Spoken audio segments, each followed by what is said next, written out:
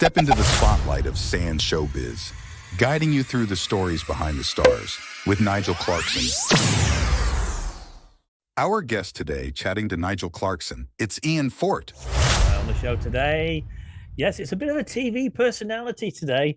The one and only Ian Fortt, well-known radio DJ, but not only radio, he's been big on the TV as well. And it started many years ago. Welcome along to this podcast, Ian. It's great to have you along. Ian Fortt here with us today. Thank you very much, Nigel. I was going to go back to when it first, well, would you say it first started for you when you went all the way back to Stars in Their Eyes? Was that the starter for being on TV? It wasn't much long. It was not too long after, to be honest. Very few, maybe 2 or 3 years after. Yeah. The Stars in Their Eyes, we actually recorded in 1993, and it wasn't out on the TV till the summer of 94. So we had to sit on that for quite a long time. Yeah. And you were you sworn to silence, like, or you couldn't, secrecy acts or anything like that, where you're not allowed to tell anybody definitely. about anything. Yeah. They said you mustn't speak to the press. We'll do a press package that we'll send to your local paper and to the regional papers, and you don't speak to anyone. Don't tell anyone how you did or where you came, because you either win or you don't, really. Yeah. But no, we weren't. We were forbidden to talk Excellent. about Did you it tell to the family anybody. about it? Oh yeah. Yeah, you told the family, but then they told everybody in Blackpool about it. Well, my mum was very hard to impress. When I said to her, "Hey, we've got on Stars in Their Eyes, and we're definitely going to be filming," she said, "Do you want beans with your chips or peas?" She wasn't really. So you better impressed explain, by right, me. to some people listening to the podcast right now or watching us on YouTube. You better explain what it was all about, Stars in Their Eyes, because some people won't know what the program was about. Gosh, no, because it's 30 years ago. Wow. It was a chance to impersonate your favorite singer. But when they did it in the beginning, they did it properly. You spent 6 months watching videos of your favorite singer, and you had to go to choreography lessons to learn how to move like your favorite singer. And if they played instruments, you had to learn the basic chords to impersonate the playing so that it looked right, really, as well. And you spent a long time on the vocals, and there are thousands of people auditioned, and if you didn't get on, you didn't get on. You had to be good. You had to be a good mimic, a good impersonator. Trumpet Or a good moment. musician. So the program was, you went on as an act, didn't you? And you had to go in front of the judges. Was it in front of the judges, or was it actually judged by the public? No, the audience were the judges. Oh, So you went on as yourself, then you went backstage, then the makeup people then changed you to look like you were impersonating. yeah. So you looked more. You came back through the doors with a load of dry ice and did your thing. And then the audience had buzzers had voting buttons at Granada TV, and I don't know whether those buttons were connected to anything really, or whether it was a bit like Opportunity Knocks all those years ago. Pressing for the dear life of it, and nothing happening. It's the clapometer, folks. Not off. So you came on as, what did you come on as? I was Phil Everly, and my brother was Don Everly. We did the Everly brothers. Excellent. So you came on tonight, Matthew. We're going to be the Everly brothers. We're going to be. That's right. Well, actually, I hadn't watched Stars in Their Eyes much. So when that time came and Matthew Kelly said, "Who are you going to be for us tonight?" And I said, "You know who we're going to be. We've been rehearsing it for the last 2 hours." I couldn't understand why he was asking that. And everybody laughed and said, "No, you've got to say, tonight, Matthew, we're going to be." Excellent. And then they put the smoke on, didn't they, as you went through the door? The dry That's ice. right, yeah. Yeah, and you came back. Da, da, da, da, da. And then edit it as you come back through the doors, yeah. Were you really nervous? Yeah, I was, because they tell you we only had 2 goes at it. They said that they'd had loads of acts that come on, but they're so nervous that they've vomited on stage. Oh, great. Or they've been in such a tiz that they've forgotten the words, and they said, "We don't have all day to keep rehearsing this. You've had 6 months to learn it, so you get 2 goes at it, and if you don't get it, you're replaced. And we've already filmed your replacement, and here they are." And they showed us, and it was this guy singing The Lion Sleeps Tonight. Which Wow. I'm told the urge to sing that is only ever a whim away. Sorry, yeah, I couldn't resist that one. But that was going to replace us, which would have been dreadful. So yeah, we had to get it right first time, second time tops, but we did it. We did it right first time. So did you get two chances at it then? Did you? Did you do it twice? We did. We did. In fact, when you watch it, you can see that I'm sighing and my brother's trying to catch his breath and lick his lips. I think we were nervous, but we did it right. Brilliant. I mean, it made a career for you, that program, didn't it, in the future, Ian? Because you went touring, didn't you, all over the place, you and your brother? We did. We did. I remember my brother saying to me, you know what? If we get 6 months' work out of this, it'd be great. And we did it for nearly 25 years. Wow. Unbelievably, yeah. We did Spain and Holland and lots of places in Europe and all the big places in Britain as well. We did the St. David's Millennium Centre in Wales. We did the O2 in London, not just on our own. There were 2 or 3 other acts doing 60s stuff as well that an agent had put together. And the SECC in Glasgow, all the big venues, Nigel. Wow. It's quite exciting. Yeah. What's it like to go on at the O2 then? I bet that was nerve-wracking. Massive. The dressing room we got had been, Madonna had it the week before. And it was just huge. It had 3 showers, 2 fridges full of alcohol, which is always good for the nerves. Bit of Dutch courage, and just it was just enormous. It was like 3 or 4 living rooms, more space than you needed to get ready, really. And there was only 2 of us. Yeah, and did you get a costume and everything, Ian? Was the costume made for the show? Yeah, yes, it was. They took us to London.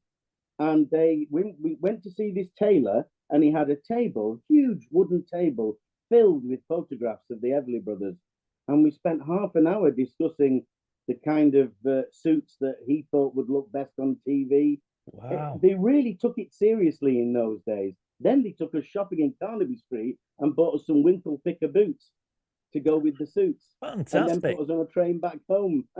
And you know, when you go down to the studios and everything, right? Just, I mean, nobody will know. Behind the scenes, we're talking now. Do they put you up in a hotel? They do, yeah. They do. And it's all paid for and everything, is it? And you get your meals and everything. It is, yeah, yeah. They look after you. And you got a check then as well for £250 each for appearing. A check? What is this thing? A check? A check, yes. It was a strange piece of paper that promised to pay the bearer. A bit like a note, but yeah. So you didn't get the payment for 4 days. That's what I remember from checks. You never got the money in your bank. It never cleared for 4 days. Oh, did it? Heavens. Sometimes 9 days. It used to take ages, didn't it? So you went the touring. other way around. You went touring, and then you got the I suppose you liked the stardom bit, didn't you? Then after being touring around as the Everly Brothers. Well, it is nice. I mean, when we did Amsterdam, that was to nearly 5,000 people. And I had a star on my dressing room door and flowers and champagne in my dressing room and a queue of people wanting my autograph, Nigel. It made me feel very special for a man who's very shy and very humble and terrified of actually doing it. Once I'd done it, I loved all the fuss afterwards. Yeah. Yeah, brilliant. So that'll give you like an inclination to go on the TV a little bit more when it all ended after 25 years, which is a long, long time anyway, isn't it? It is. And you think, wow, I like, because I know you enjoy being on the TV as an extra. I do. I love it. I love it. I started doing that maybe 25, 27 years ago. Wasn't too long after we did Stars in Their Eyes. And mainly because a girl who lived in a room next to me in the nurses' home in Manchester, she used to do it.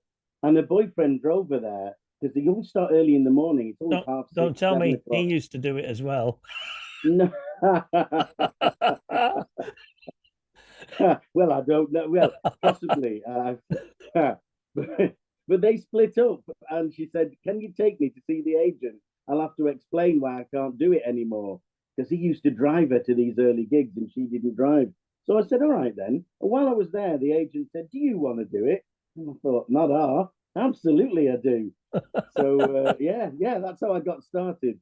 Yeah, so some interesting shows that you'll have been on as an extra. What's one of your favourites? My favourites. I've only ever had one line in the 25 or so years, and that was Hollyoaks. After I was a policeman, and there was a body. That's all I can remember really, and an abandoned car, and I had the line, "Is this your vehicle, sir?" That was it. And I tried to sound like the policeman that had stopped me for speeding on the M61 a few weeks before. I was playing loads of TV themes like Indiana Jones and James Bond and 633 Squadron. I couldn't turn the thing off fast enough when he came to my window. And he said, "Good evening, Squadron Leader. Run out of runway, have we, sir?" He must have heard Dam Busters. I couldn't do all the buttons fast enough. So that was the voice I channeled for that. "Is your vehicle, sir?" And yeah, that was good. Um, Still not got onto Doctor Who. That's something I'd really like to do. I've met directors, I've met other people who've been on it. I've done shows where there's been scenes with Daleks, but not my scenes, Yeah. sadly. There'll be a big list for that, will there, Ian? There'll be a big queue for people to try and get onto Doctor Who, I would imagine. Excellent. I would think so. But when I spoke to the producer some years ago, he said, anyone who tells me they're a Doctor Who fan, we don't pick them because most times they're trying to nick stuff off the set all the time. They're trying to get their hands on a script or a piece of TARDIS or whatever. Yeah. It's a So bit he said, difficult if you getting ever- a Dalek in the back of the car, though, isn't it? You know, when you're going up. Not in my Skoda, no chance. Maybe a good roof racket, strap it to the top. So you've been in some recent TV shows as well, haven't you? One that springs to Yeah. mind is The Flood. After the flood, yeah, I was in that as a tired daddy. They gave me two children that I had to be trying to get some food off them in a community hall, or some food for them. No, I'm not licking it off them. And then they made me a flood warden a bit later on, but I don't know if any of that made it to the screen. I saw you queuing up actually. When I saw the bit that in the canteen, I saw you there, yes. and you were queuing up, and you were getting, it looked like a sausage barm cake or something. That's You right. didn't look very Yeah. happy. It was hilarious. Well, we'd just done this scene where we were carried into the school on the back of a tractor underneath a rain machine, and it was really windy as well. And we must have done half a dozen takes of that, going backwards and forwards, being soaked and windswept. And I was glad to be indoors. That's why they stuck a hat on me, I think. And did you play different parts as well in in that series? Did you play other people, or was it just one person? I think toward no, I think I was the dad for the first two episodes, and then later on they had me as a flood warden in a blue high vis. But I haven't watched it, to be Have you fair, not? so I don't know if I'm seen. I keep I don't- meaning to, but I've not Yeah. got around to it. I never understand that. A lot of people say, "Oh yeah, I'm in blah blah blah blah blah," but I haven't watched it. And I think, Well, why I not? tell you what, Nigel, I used to do for the first 15 years or so, but I was embarrassed at saying to people, "Hey, I've just filmed this. I'm man with a horse. I'm man with a pipe. Whatever." And then we'd watch it, or I'd say to my mum, "I'm in this," and then it would all be cut, and you didn't see me, and I knew where I Yeah. was, and it wasn't in it, and then you just feel a bit silly then. Yeah, the nearest I So got to any TV was on EastEnders, and it was at Blackpool Pleasure Beach.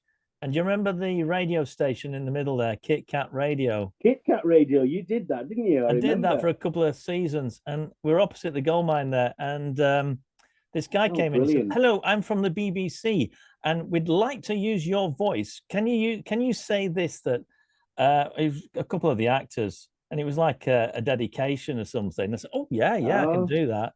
So they recorded it brilliant. all, signed the contract, and you will be getting. I can't remember. I was going to get paid for it. I think it was about Yeah. £100 or something, and that's the contract. But you only get paid if we use it. Yeah. So Right. Well, don't- yeah. I never watched EastEnders, and I watched it. They didn't use it. They were at the Pleasure Did you Beach, but they not? never used it. Oh, Nigel. Oh, could have done with that. Well, well, the good news is if you're an extra, you still get paid whether you're used or not. So Yeah. that's always a good sign. So anybody listening to the podcast, right? Because there's going to be people have like to get into being an extra. How on earth do you go about being an extra on a TV show? Oh, there. If it's a quiz show or something like that, I believe you contact the makers directly and say you're interested, and they have reams and reams of names that they decide to get back to or try as and when they make the shows. If it's TV shows in general, most people are with an agent or an agency.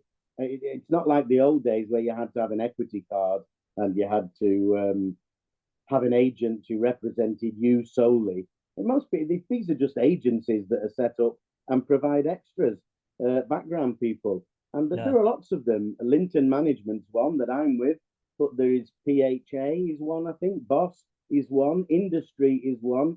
There are loads of them. There are loads of them. So what do you have to do with the agency? Do you have to pay them a fee, or how's it work? That do they take a fee if you get a gig? Yeah, they usually charge you about £15 for to get their photographer to take the photograph that they want to use on the stuff they submit to the people on the telly. And then after that, they take 12%, 15%, from whatever fee you get for doing it. So they're driven to get you on the TV because they want more sales. So they need to get everybody on the TV as quick as possible. Yes, yes. And things like adverts, if you can get those, they generally pay really well. I did one for Daz with Danny Baker in Manchester. I think that was about £300 for that for the day, which wasn't a day. It was about 3 hours.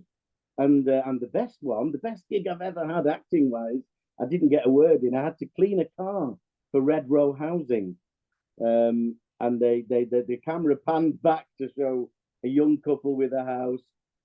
Me sad with a cat, cleaning the car in the house next to them, and then an elderly couple in the house next to that. And that took us about 5 hours to film on an estate in Chester and Cheshire it was. And when I got a check for that, it was £685. Wow. And then I got another check for 200 and something because they'd shown it online and in cinemas. So it's my only royalty payment as well. And was the car clean? Oh, I 10 times over. But no paint left on it. I love you, all right. How's it going? It was silvery grey by the time I'd scraped it all off, Yeah. So because you've been on the radio for quite a long time, you did Sands Radio for 3 years. I did, and really enjoyed it. Yeah. So you'll be looking for some like DJ parts or radio presenters on the TV, I suppose. Well, yeah. I mean, the thing is, the agency say, what skills have you got? Can you play golf? Can you ride a horse? Can you, what things can we put you forward for? And I keep telling them, I did a stint as a radio presenter, and I'm a singer. They did get me a background job once doing karaoke for something, a daytime thing for the BBC called Moving On. Yeah. But I don't. I keep saying, write these things down. And I'd love. It'd be great to play a radio presenter for the telly. You know, when you go as an extra, shoestring. Yeah, exactly. You know, when you go for an extra job, say you're on Coronation Street or something like that, do they have catering where you get some free meals? What do you get free? What do you get free? I've done loads of curries. You don't get anything free on curry. Do you know? They used to have a burger van that did sausage butties or burgers in the beginning, but now they have a canteen. It's a big hub, and if you want food, you have to go and pay for it or take your own. Wow. What about a pint of beer?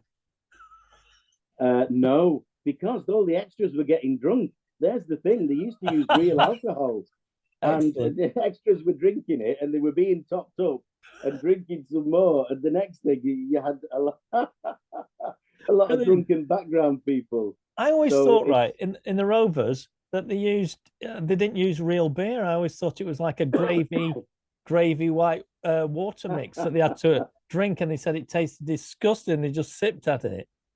Oh, they used to use beer, but yes, after the extras were drinking it on purpose, really, so they had to keep getting topped up. They replaced it with alcohol-free beer. You remember Caliber when it first came out? Yeah, that was really absolutely awful. It doesn't taste great.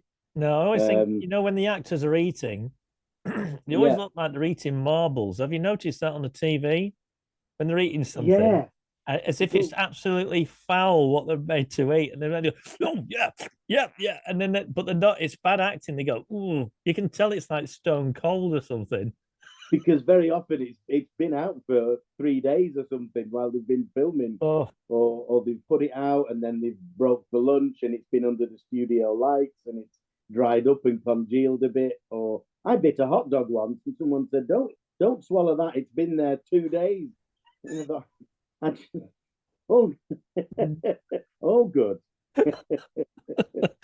well, you'll be As for trotting off Becky's home. pickled eggs in the Rovers, my God, Yeah, they've been in that jar for about 20 years. yeah. So, what's the plans for the future then? Are you trying to get? Have you ever tried to get in a film?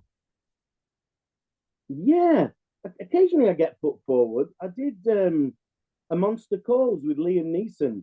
I never got to see Liam Neeson, and in fact, I was man on a train filming at midnight in Ramsbottom. But when I watched it, they'd cut that scene Oh, of me shambling along the train. But films would be good. Yeah, I'm happy to do all these things. would you I travel love it. far? Eh? Would you travel far? You know, would you go to if you got a call from America? Would you go there? Oh God, yeah. Absolutely. It would have to be if it got a few days or a few weeks on a film, that would be fantastic, wouldn't it? Yeah, and pay for the flights and everything like that. I'm sure they would do if you were going to America. Oh, well, do you remember when Benidorm first started?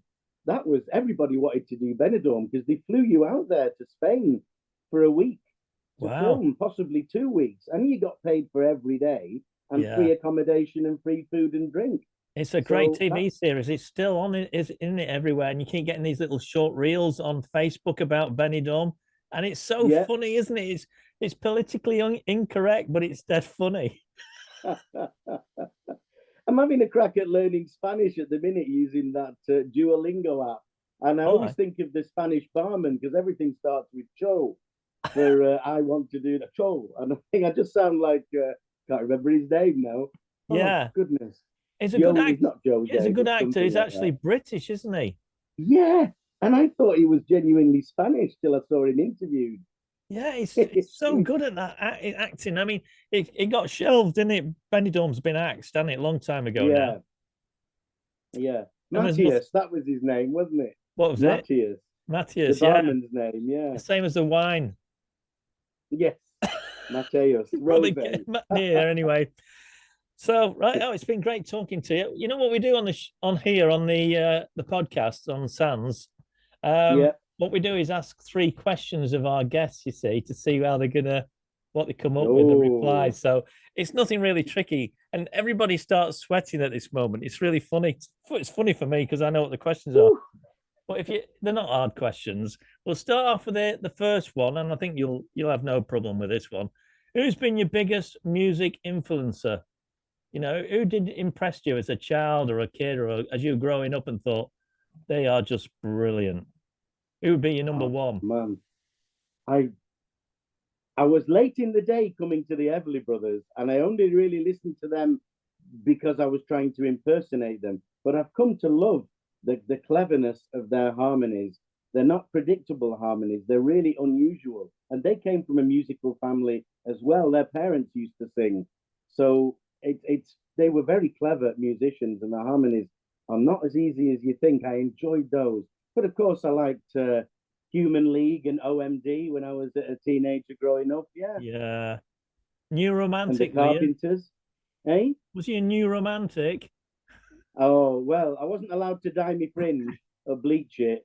I tried and certainly wasn't allowed to wear any makeup. I think my dad had just got over seeing Boy George on Oh the yeah. Top of the Pops. But yeah, in my heart, I was a new romantic. Yeah. Yeah, I think the nearest we got was wearing eyeliner Mm, because yeah. Gary Newman used to have that as well. And I think we like to think we were Gary Newman at one stage. He was so cool, though, wasn't he? It Gary was, yeah. Newman, what a legend. He never smiled though. Don't break a smile. Not even on breaking No. wind, I can't smile. But right, that's question number one. That's answered that. Now then, here's question number two. I don't know whether you have any trouble with this one, but what's your favorite car or a dream car you would love to drive? I take it you're driving. I am driving, yeah. And I'd love to drive a Capri. I've always wanted to drive Capri. a Capri. I just missed the time of Capris. And then I got it in my head that they might be really cheap last year. or the year before, and I thought, I wonder if I can pick up a cheap Capri and I'll just drive it for a year. Well, Yeah. have you seen the prices of them, Nigel? They're a Amazing. legendary car like Ford Escort. You Yeah. can't get them. They're 60 just grand. thousands and thousands of pounds. 60,000. I saw a Sierra and it was going nearly 100 grand. You know, the top of the range Sierra. I can't remember what it was called now. Is it Sierra Cosworth? Yeah, that was it. Cosworth, wasn't it? Yeah. And like 100 grand for a mint one of those. So hang on to your car a little bit longer because you never know. It could be worth something. I It's don't think I could going. get in and out of a Capri now. I think my knees would, they Yeah, were quite low down, weren't they? yeah. My sister had one. She had a yellow Capri, and Did she? yeah, somebody ran into her near Premium Bonds, and that was Oh, that. Then she got a new Mini, and then somebody ran into that as well. So, oh, but they didn't. She didn't give up. She kept no. driving. But yeah, the Good, Capri good. was a bit of a poser's car, wasn't it? And the yellow one, I mean, I don't think a bloke would be driving a yellow one. I think it was more for a lady, wasn't it, really? I I think suppose, yeah, yeah. I think he had a leather roof as well, if I'm not wrong. Leather on Oh, the roof. wow. But yeah, Don't it'd be worth a yeah, I fortune don't now. remember that. No. Anyway, that's question number two, and you won't be getting one of them because there isn't any of them about. No, But you might do. You never no. know. If you win the pools or something, or the pools, the lottery. We're going back in Like Vic time there. Nicholson. Hey, look at this. I've got 5 draws. I know. Oh, I might get a tenner. Yeah, My like mum used tenner. to say The that. I've pools got man's five coming draws, round yeah. soon. Do you remember the pools man used to come round, didn't he? Collect your Do. pools. With the picture of Viv Nicholson on the top of it saying spend, spend, spend. And she did. She Right. did, Anyway, yeah. that's number 2 out of the way. Capri. Now, Yeah. now this one might take a little bit of sorting out. Question number 3. What's your favorite must go to food or snack? You know, it's a dead simple one. It's a dead simple one. I love melted cheese on toast. Do you? Is that your I favorite? do. Yeah. If you want to put some onion with it or a sprinkle of chili or any you can just add anything to it, can't you, really? But Yeah. as long as the cheese is melted on the toast And and any it's not a milk particular roll. bread? You know, are you a brown bread man or are you just a white bread?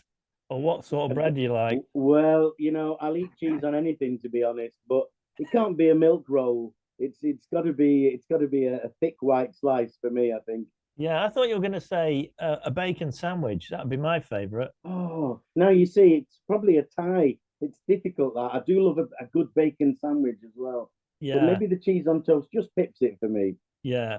Okay, you've answered that. But that's it. There's only those 3 questions, so don't worry Well, about thank God anymore. for You can relax that. now. You can let your hair go. And yes or no. It's been great chatting to you. As per normal, all your fans will be listening on that, won't they? And Well, I hope they'll downloading the enjoy it. podcast. Tell them to look out for a series called Lazarus. I filmed that last week. I don't know what it's about. Everything was very secretive, but I was road worker next to the burst water mains, Right. unfortunately.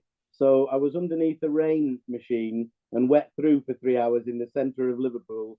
But you might spot me in a white hard hat. And it's I don't know when it's on, next year probably. So what's the name of the show again? Called Lazarus. Lazarus. Yeah. Are they running out of one word titles they can use now for TV series? You know, like it's got to be like Flood, Tragic, or Lazarus, or whatever it is. And you know, that's the trend. Trigger Point. Was that on the other day? Was that? That was good, but that's 2 words. We got to 2 words now because we run out of 1 words. That was a good series. I enjoyed that. I heard good things about it. Yeah. Yeah. Oh, you've not seen that? Not yet. No, I won't give it Everything's away. waiting for a better time. It's a good one, that. So you'll be in that, Lazarus. Anything else on the way this year that you know about? Possibly Waterloo Road, but I've already played a parent and a press photographer in that some years back. But it's back again now, isn't it? A whole new iteration of it. So Yeah. the agent has said that they're going to put me forward for more of those. It's timeless, isn't it? When you think about it, a TV show about school, it's just going to go Yeah. on forever, aren't you? The kids growing up and different teachers, yeah. But they'll have to be Like- putting it on after 9 o'clock in a bit, you know, with all the effing and jeffing going on. shenanigans that go on in school. If it was real, anyway, you know. Anyway, it wasn't like that when I went to school. It's been great. No. We were just busy burning magnesium with Bunsen burners instead of learning how to run our lives, weren't we? Yeah, it was still a bit rum things still went on though when we were kids. I mean, everybody goes on about, oh, today it's terrible, but there was awful things going on when we were kids, There really, was weren't there? But nobody knew rum about them because things we you didn't can. have any social media, so nobody found out about them, did No, they? no, It was just word of mouth down the corner shop and stuff like that, wasn't it? When you're picking up that's your right. lines. Anyway, What you heard down the smokers alley. Smokers Yeah, Alley. I got caught when I was at school. There was an alco at the school. It was a sports hall at Ansdell's, St Anne's Secondary Modern. It became the school, and right. I was having a cigarette there, a crafty fag, Oh, and I thought everybody's dispersed around here. Anyway, carry on. Next thing, bang on my back. Come on, off to the headmaster. I thought, oh, and I thought everybody got caned in those days for smoking. gosh. You got Yes. six. And I stood there for ages. And one of my favorite teachers came past and said, oh, he must have had a quiet word. I said, Nigel, he's all right, Nigel. He's fine. Yeah, but he's been He smoking. don't want caning. And I just got a really stern warning and got off. Oh, I thank God always for used to that. do that. I used to get around the teachers a little bit. I don't know whether you tried to do that, but you know, Oh, soft spot. it's self-preservation, isn't it? Yeah, definitely. Stood with an apple in your hand. This is for you. He said, how could you cane somebody with eyebrows like that? So then he wouldn't do it. You see, this is how it goes. It's been brilliant chatting to you, Ian. As always. And you, Nigel. You think your radio days are over now, yeah? I think so. I think so. I really enjoyed doing that. But it's gone, And hasn't it it? was a golden opportunity. And I feel like that's kind of had its time for me, really. Yeah. I think radio has, generally speaking, and I think it's just it's not, you know, it's not modern, is it, for a start? Things are moving on. Yeah, and people, I don't know anybody that really listens to it. If I ask people, and there was an interesting like poll done at a place. I won't mention the place because it's round here on the Foul Coast, a big working office, and they said, "Tell us which radio station you listen to." And you know what? Everybody chose a national radio station, and they didn't choose a local radio station. So that tells it all, doesn't it? Really? Oh, and you see, I'd have thought a local station would have been the thing to listen to because you can relate to what the people are talking about or mentioning. But I think you're quite right. It's actually doesn't work that way, does it? No. Anyway, stick to the TV because that's always going to keep going, isn't it? You'll be I'll on try. Netflix I'll and try. Yeah. Netflix, Doctor Who, got it all lined up for you this year. I Yeah. did a Netflix. I did a Netflix Christmas film, but I don't know if I was ever shown. I was supposed to be a landlord. Then I was a carol singer. Then I was just man sat in the pub with a Yeah. pint. Yeah, just before you go, do you get a credit of your name if you are an extra, or it's not? No, No, because there are levels of extra-dom, if that's the phrase.